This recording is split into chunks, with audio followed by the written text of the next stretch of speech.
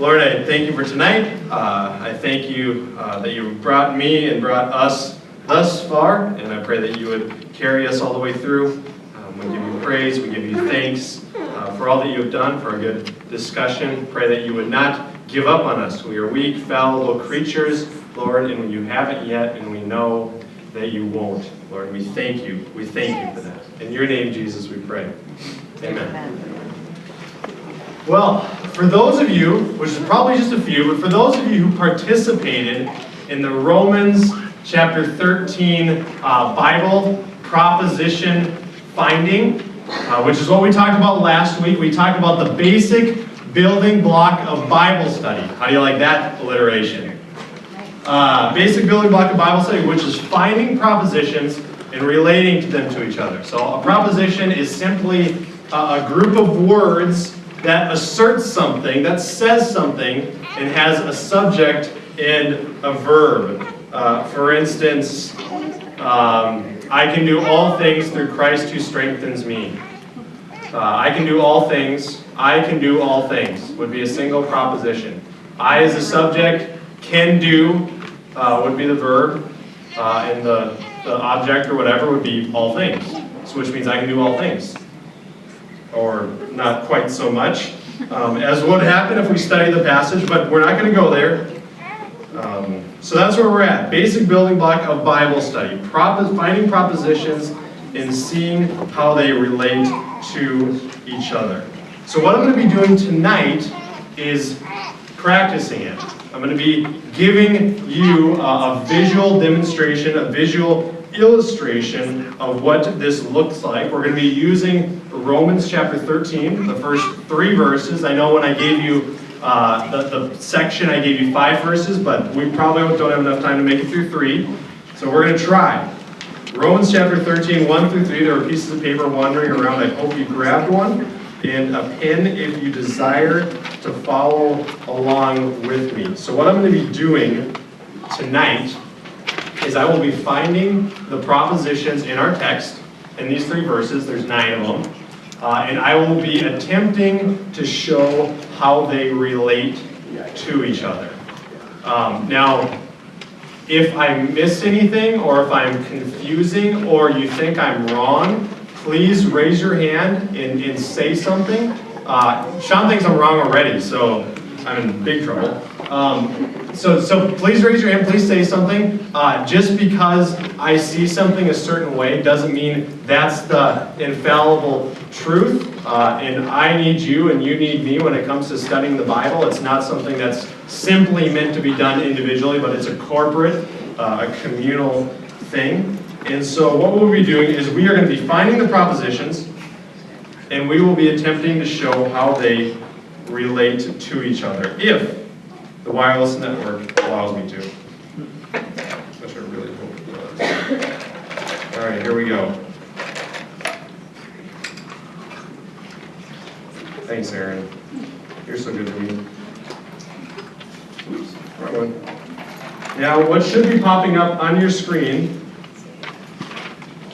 soon, if not right now. Am I now? I mean, nope, soon. Hey. Okay. He got there. Oh, it's gone. There we go. What happened?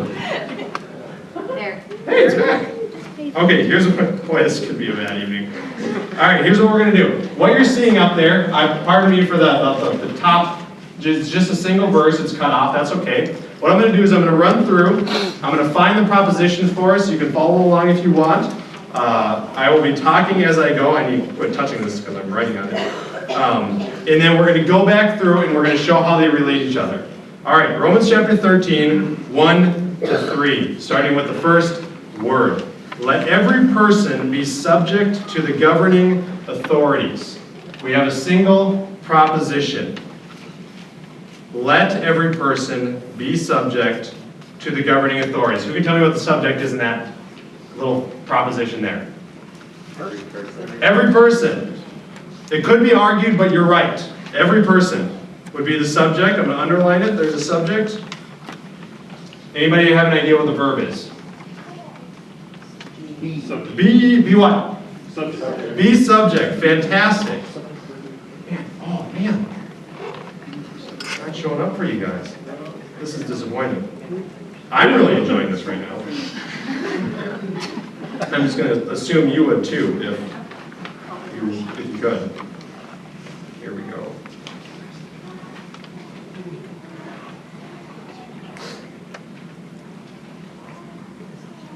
Let every person be subject to the governing authorities. Should be popping up momentarily. Next proposition, you have your papers in front of you. For there is no authority except from God. Our proposition is there is no authority except from God. Now this is a different one. It's hard to spot out the subject. Usually, or quite often, the subject is quite easy to pick out. This one, the phrasing's a little bit different. Our subject is after the verb, which is weird for an English sentence, but that's okay. Our subject is authority, or no authority, just to be a little bit more specific. And our verb is.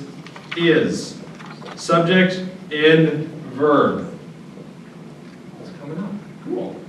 There is, sorry, my handwriting's a little floppy. There is no authority except from God. So we have a proposition. There is no authority except from God. No authority is. It's a being verb. We're going to keep moving. And those that exist have been instituted by God. Who can point out the subject there? Those that exist have been instituted by God. Those that exist. Those that exist. Okay, so what's our verb? Have been instituted. Thank you, Mr. Quant. Those that exist as subject have been instituted. It's a passive sort of verb. Those that exist have been instituted by God. God did the instituting, but He is not the subject here. We're going to move on to verse 2. You know what? That's just not going to work. So you're going to have to follow along with me on your papers. Is that everybody cool with that? This is going to be a lot easier if we do that. All right. Hey. I know. This would be, I'm telling you, this would be really cool if it worked. Verse 2. Verse 2 starts out, therefore whoever resists the authorities resists what God has appointed, and those who resist will incur judgment. So our next proposition is, whoever resists authorities resists what God has appointed. Subject. Whoever. Verb? Which one? Anybody want to argue that point? The subject is whoever resists. Boom! There you go. We're going to wind it out. The subject is whoever resists the authorities. Broad category, 4-word subject. I intended to send you guys out an email a couple of weeks ago, and I had it already, and unfortunately it just didn't get to you guys. A little miscommunication, but it would have helped you. I promise. And I will get it out to you tomorrow. Once the server comes back up. Whoever resists authorities is a subject. Can you give me a verb? Resist. Our second, resist. The person who resists authorities resists what God has appointed. What is he resisting? Something that God has appointed. Next one. And those who resist, those who resist will incur judgment. Subject? Those who resist, fantastic. Verb? Incur. Will incur, fantastic. Future, will incur judgment. Awesome. Verse 3.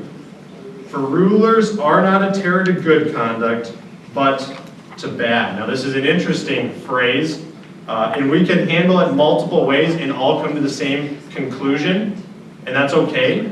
So I'm just going to do it the way I know how to do it. Our subject is rulers. Who's got a verb for me? Are. Are, just are? Is that it? Not a terror. Are not a terror. Fantastic. Now understand, my grammar isn't like refined or precise like an English teacher. So I'm being very, very generous. Now this might not be the exact verb, are not a terror, but for me it's very helpful to see it all as a group.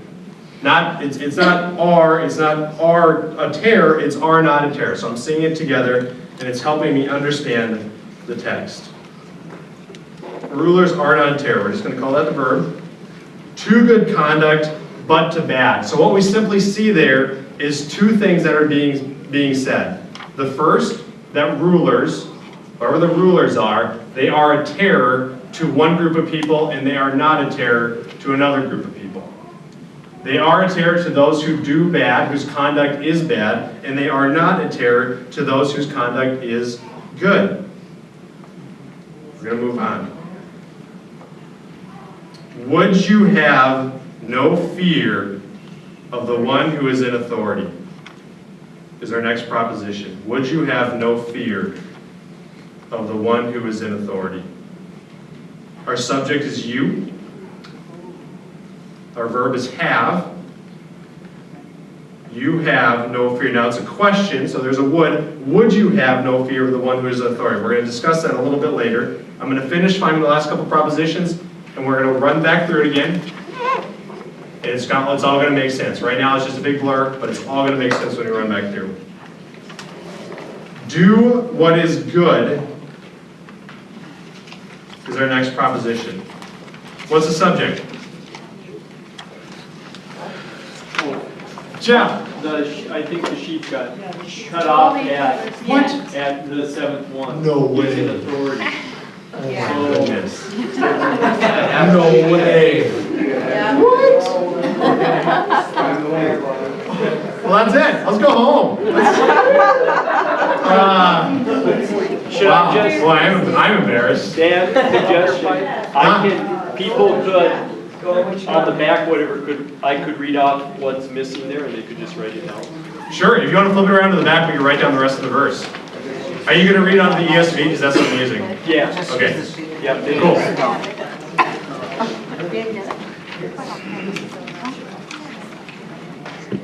Go ahead. Okay, then, do what is good, comma, and do what is good, comma, and you will receive his approval. Again, then do what is good, comma, and you will receive his approval. Thanks, Jeff. Is that Yeah, good? yeah. Okay. Then do what is good, and you will receive his approval. And do what is good, comma, and you will receive his approval. Raise your hand when you got it. But keep it raised. We're getting there. Almost.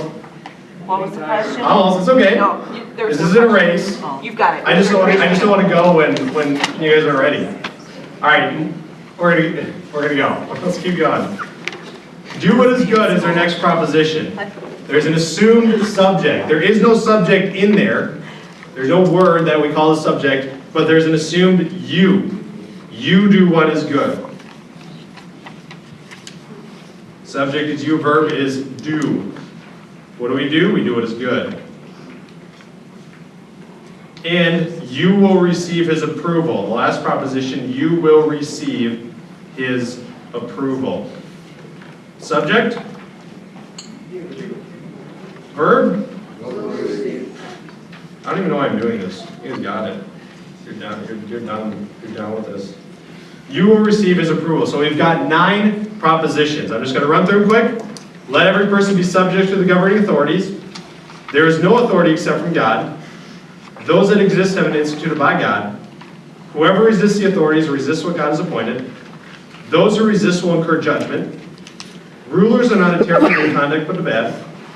Could be split up into 2 if you wanted to do some funky things with it, but it doesn't matter. Would you have no fear of the one who is in authority? Do what is good. You will receive his approval. Those are our 9 propositions. So what I'd like to do is to run back through them and get to what we need to be getting to.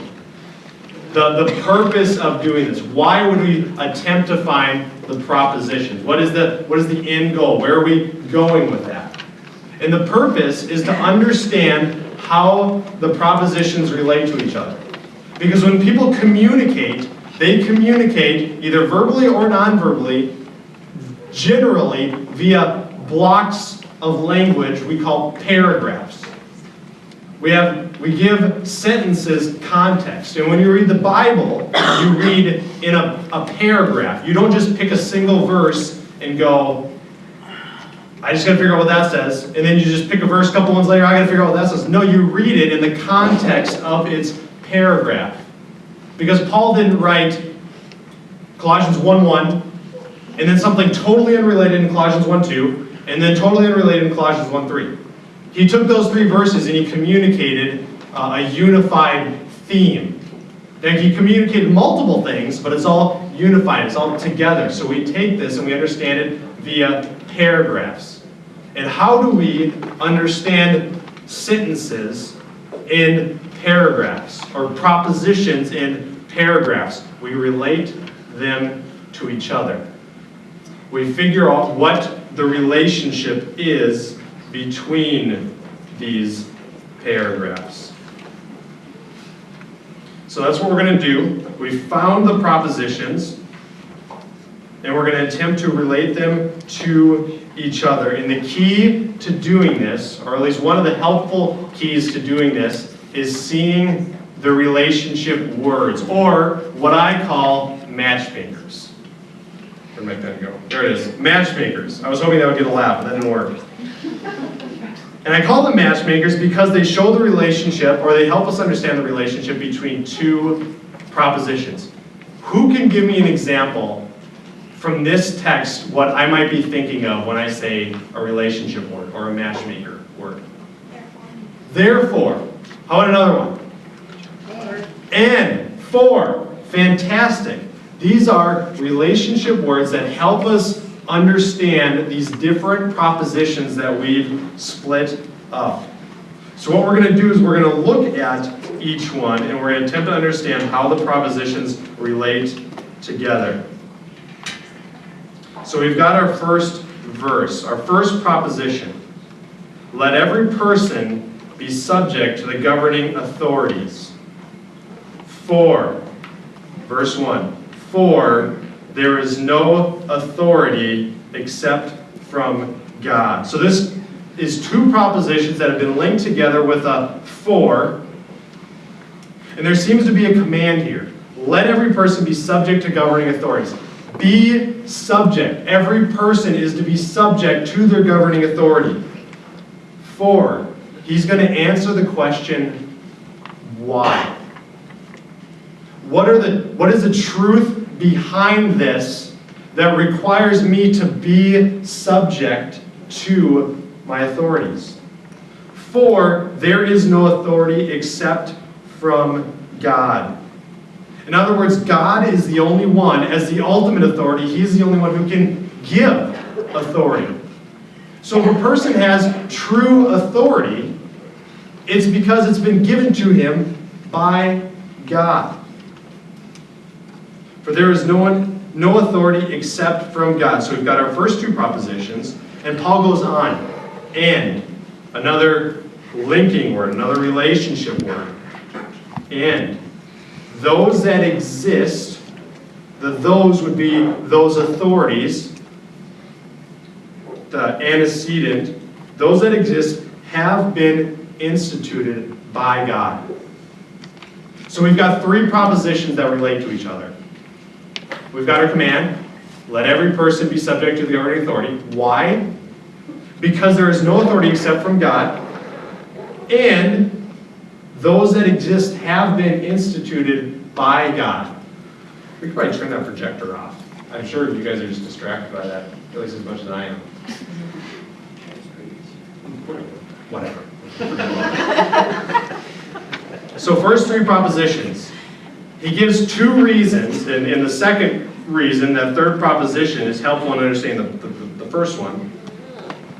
Be subject, for there is no authority except from God, and those that exist have been instituted by God. So the people that are in place as governing authorities are there because God has put them there. That's what we see so far. Subject yourself, because no one has true authority unless it is from God, and because God is the one who has raised up or instituted those who are in authority. In other words, God is saying, I put them there and I gave them authority, so you must obey them. So we've seen the first three propositions. We've seen how they relate to each other. We can move on. What's our next relationship word? Therefore. Therefore. Now, whenever you see a therefore, you must always look back. He's taking something that he's talked about, and he's going to talk about its implication. Or he's going to talk about something that relates to what he's talked about. Because of everything that I just said, here's the implication. Here's the truth that flows out of that. So because of those first three verses that we've seen, whoever resists the authorities resists what God has appointed. So because of those first three propositions, all governing authorities have been instituted by God, they're from God. Therefore, or consequently, if we resist authorities, these authorities, we resist what God has put up. So we've just related the first three propositions with the fourth one that we've seen. And it makes sense. I mean, we could have came up with this, that fourth proposition, whoever resists authorities resists what God has appointed. We probably could have came to that conclusion without having him write it. I'm thankful that he did. But it makes sense. If God has instituted, if God has put it up, if he set it up as an authority, it would make sense that if we resist it, we are resisting something that God has appointed. And our fifth proposition. Therefore, whoever resists the authorities resists what God has appointed, and those who resist will incur judgment. The person that resists will incur judgment. It leaves us with a couple of questions. What is this judgment? Who does this judgment come from? Because my mind automatically goes judgment from God. If we're resisting something that God has given authorities over, we're resisting judgment. We're going to incur judgment from him. And he's going to answer some of these questions. Those who resist will incur judgment, will bring it upon himself, the person that does this. Beginning of verse 3. For, it is our next matchmaker word, our next connecting word. For rulers are not a terror to good conduct, but to bad. So those who resist will incur judgment. For rulers are not a terror to good conduct, but to bad. So this particular proposition, rulers are not a terror to good conduct, but to bad, is saying that the governing authorities, which have been put in place by God, do not cause fear for those whose conduct is good, but it does cause fear for those whose conduct is bad. It's helping us understand the judgment in the previous proposition. What judgment? The judgment of the governing authorities. And this totally makes sense when we think of it in terms of our judicial system. Oh man, that sounded really smart when I said judicial there. I honestly couldn't define judicial if I wanted to. But it makes sense, right? Like when you obey the law, police officers don't care, government doesn't care, you're being a good citizen. Nobody's paying a lot of attention to you. But when you start disobeying, when you start going 10 miles over the speed limit, a cop pulls you over because, whoa, that's not cool and that's dangerous. Or if you go and you steal a TV from Best Buy, you're upsetting the system, you're going against the laws that have been instituted, and now, because of that, the terror or the judgment from the governing authorities is going to come back onto you. Whoever resists authorities resists what God has appointed, and that person, the one who resists, will incur judgment on himself. The rulers are not a terror to good conduct, but to bad. We will incur the judgment of the governing authorities. So now we've dealt with, I believe, 6 of the 9 propositions. So let's just move on. Let's see how the rest relate to what we've seen.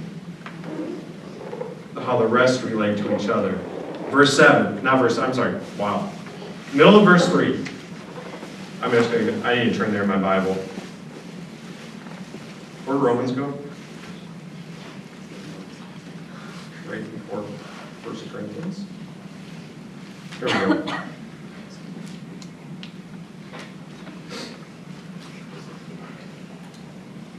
Middle of verse 3. Would you have no fear of the one who is in authority? Or, to put it another way, do you desire, do you wish to not fear the governing authorities, to not be afraid of those who are in power? Do you wish this? Do you want for this to be the case? Would you have no fear of the one who is in authority? How? How will that occur? Because this isn't just a single proposition standing on its own, which would be terrible because it's a question. And we're hoping he's going to answer it. Do you wish for this to happen? How can this occur? Is that our matchmaking word there? What? The next, Would you no have, fear? is there a matchmaking? No, there's not a matchmaking word there. That's just single proposition. Would you have no fear? The would, it's developing a question, because if it was, hey, you have no fear, he'd be making a statement. So he's inserting a would in order to make it a question, which I don't know the Greek word for, and that's okay. Would you have no fear of the one who is in authority? That is the question. Do you wish that? And how can that occur? Oh, Then, then. the next relationship word. Then do what is good. How do you make it so that you don't have to fear your governing authorities? Do what is good. Would you have no fear? Do what is good. And he goes on. Do what is good, and you will receive his approval. So we've seen the 7th and the 8th propositions relate.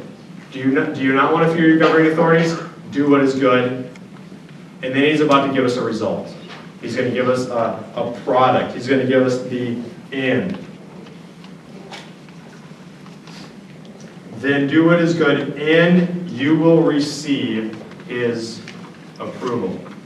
So if you do what is good, not only will you not fear the governing authorities, but you will also receive his approval. You will be looked on graciously and generously, and you will be loved, you will be accepted, you will be a model citizen, if we can. If you wish for this to be the case, then do what is good. If you obey the law, if you listen to your governing authorities, you will receive their approval. Any questions? Any thoughts? There's a few things that I've been hoping. That this is exciting. That for those of you who have participated in this at all over the last couple weeks, that this is exciting. In that it's perplexing, because it's very perplexing, but that it's not discouraging. And it shouldn't be discouraging. Now, it discourages because it's hard. Like this is hard work, and I've discovered that I get it wrong the first time every time, and usually the second and third times as well. And so I try not to be discouraged because it just takes time. It just takes me looking at it over and over and over again and reading it and trying to find the propositions and trying to see the subject and the verbs and the therefores and the fors and the ends and things like that. But I love it because I know that when I have correctly understood a Bible passage, when I see it and know it the way it was intended to be understood by its author, I have directly heard the voice of God. God has literally spoken to me. And that can be the case for everybody. That can be the case for anybody who desires it, to hear from God. When we properly understand the text, we heard God. That's why I love Sunday mornings, because when a pastor properly exegetes a Bible passage, when he properly interprets a passage and gives it to the congregation, we are literally hearing the voice, in a sense, of God. We are hearing the verbal proclamation of God's word in its truest form. And this is why Bible study is so utterly important, and why none of us are without total excuse. It's going to be harder for some than others, and I recognize that. But none of us are without total excuse. God has said, I've given this to you. I don't want you to just to flip through it and to find something and say, oh, that's nice, that's very meaningful. No, he wants you to hear him. He wants you to hear his voice, and so he's given it to us. But it's required that we understand it correctly. Because when we misunderstand the text, we are misunderstanding God. We are hearing him incorrectly. So what I'll be doing is I'm going to make sure I send out this email that I wanted to send out before, but I'm going to get it to you guys. It's just going to have a bunch of helpful hints. I'm going to put my doings on this Romans passage. I'm going to put it in the email so you guys can have that and take a look at it. It won't be too messy. I'm sure you'll be able to read it. So yeah, I'll get that to you guys here in the next couple of days. Thank you, Pastor Aaron, so much. I'm really warm.